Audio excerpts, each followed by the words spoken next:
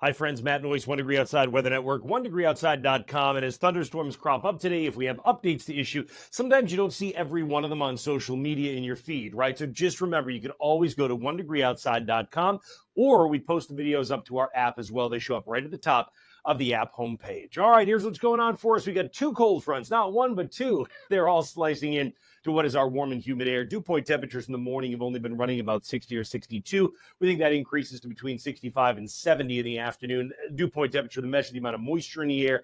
So the air becomes more moisture rich. That fuels the thunderstorms, which I covered in depth for you in the 1 Degree Outside Today video. This is the insights. We're going deeper on the meteorology, but looking to the weekend and even beyond, right? So what happens is you can see when we plot the atmospheric energy at the jet stream level, this is for this evening, Friday evening, you've got a round of energy that's still way out by Erie, Pennsylvania. So that's why you've got these storms, but they continue as some scattered showers, downpours, and thunder into the night tonight. And that's part of the reason that there is at least an isolated flash flood risk with them, because they're going to keep cropping up. Well, once we get to 8 o'clock tomorrow morning, there's the center of the jet stream level disturbance coming just over Boston Harbor, which means as it comes by tomorrow morning, there is still the chance for a shower to be with us in the morning hours on Saturday, particularly, as you can see, in eastern New England, from the coast of Maine down through the Boston area, onto the Cape for that matter as well. As we go through the day tomorrow, it's not impossible that another shower bubbles up at times in the late morning or midday, but in general, there's improving weather, especially in the second half of the day. And a big part of that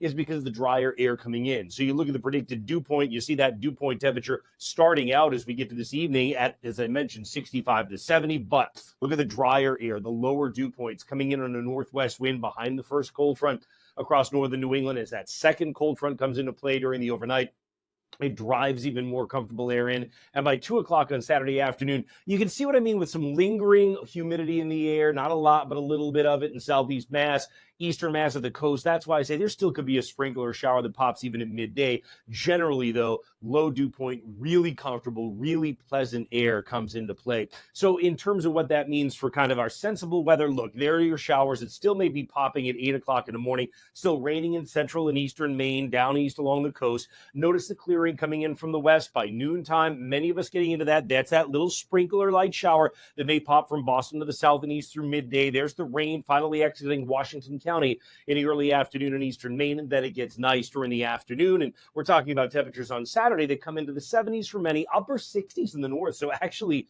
it's just a little bit cooler than normal for a number of us here with that cooler, drier air coming in behind the cold front.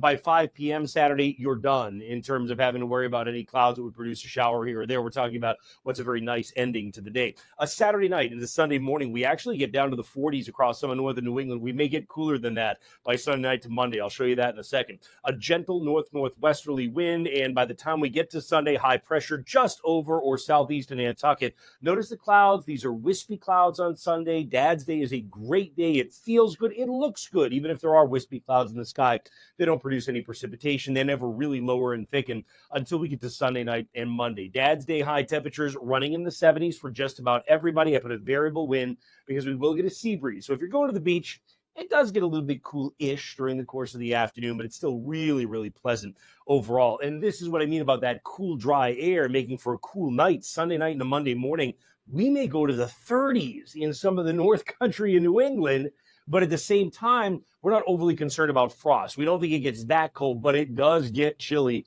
in a number of spots, which is ironic because as we get into next week, we're ready for heat. You've heard about it most likely, right?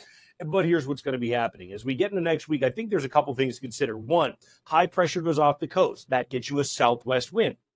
That at first is going to have to bring you clouds and brings an increased chance for a shower, particularly Monday in the morning in much of northern New England, maybe down in northern Mass. That would move along so that Monday afternoon looks better. We may get another disturbance Monday night for a couple of showers, and then that kind of opens the heat for the middle of next week. So notice Monday's high temperatures running in the 80s for just about everybody. Wind out of the south at 8 to 14 miles an hour means cooler at the Maine coast and any of our south-facing coastlines.